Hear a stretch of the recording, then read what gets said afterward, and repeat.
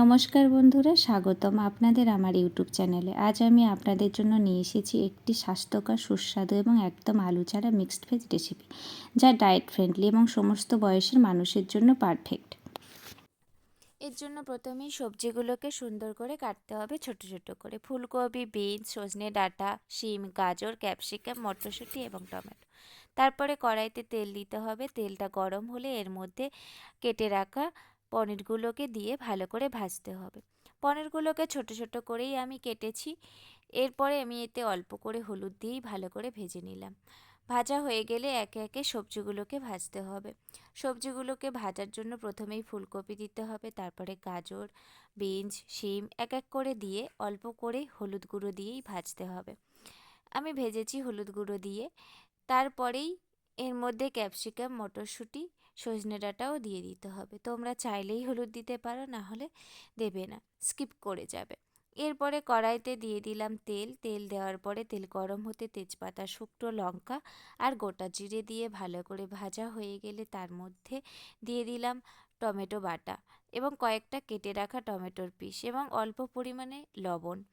এরপরেই আমি দিয়ে দিলাম আদা বাটা। এটাকে সুন্দর করে কষতে হবে, কষাতে হবে এপিট ওপিট করে। তারপরে আর লক্ষ্য রাখতে হবে যেন আদাটা কোনোভাবে প্যানের গায়ে না লেগে যায়। একটু ওভেনটাকে লো ফ্লেমে রেখেই কষতে হবে। তারপরে এতে কয়েকটা কাঁচা লঙ্কা দিয়ে দিলাম। আমি এটাকে পুরোটা কাঁচা লঙ্কা দিয়ে করেছি, তোমরা চাইলে গুঁড়ো লঙ্কা দিতে পারো। এরপরে একে একে যা যা উপকরণ লাগবে মশলার, সেগুলো দিয়ে দিতে হবে। হলুদ গুঁড়ো, স্বাদ মতো লবণ। এখানে জিরের গুঁড়ো বা ধনের গুঁড়ো আমি কোনোটাই দিইনি। তারপরে এখানে দিয়ে দিলাম কাজু বাদাম, পোস্ত ও চারমগজ বাটা। এটা ভালো করে আগেই পেস্ট করে নেবে একসাথে। তারপরে এটাকে দিয়ে কষিয়ে নেওয়ার পরে এর মধ্যে দিয়ে দিলাম কাশ্মীরি লঙ্কা। এটাকে ভালো করে এবার কষাতে হবে। কষানো হয়ে গেলে এর মধ্যে দিয়ে দিতে হবে টক দই। তার জন্য টক দইটাকে ভালো করে ফাটিয়ে নিতে হবে, না হলে দানা দানা হয়ে যায়। এরপরে এটাকে ভালো করে কষাতে হবে, নাড়িয়ে চাড়িয়ে। ভালো করে যখন কষানো হয়ে যাবে এর মধ্যে ভেজে রাখা সবজিগুলো অ্যাড করে দিলাম। দেওয়ার পরে এটাকে ভালো করে কষালাম। দেখো কত সুন্দর কালার এসছে। তারপরে এটা থেকে যখন একটু জল ছাড়তে শুরু করবে তখন এর মধ্যে পরিমাণ মতো জল দিতে হবে সিদ্ধ হওয়ার জন্য।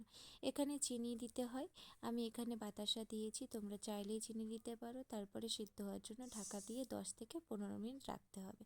এবার সিদ্ধ হয়ে গিয়েছে দেখো, তারপরেই আমি পনিরটাকে দিয়ে দিয়েছি। পনিরটা দিয়ে কিছুক্ষণ ফোটাতে হবে। সুন্দর করে ফুটে যখন এর মধ্যে থেকে একটা ভালো ফ্লেভার বের হবে, সেই মুহূর্তে আমরা গরম মশলা দিয়ে দেব, দিয়ে এটাকে নামিয়ে নেব। এবার এটাকে ভাত বা লুচির সঙ্গে পরিবেশন করতে পারো গরম গরম।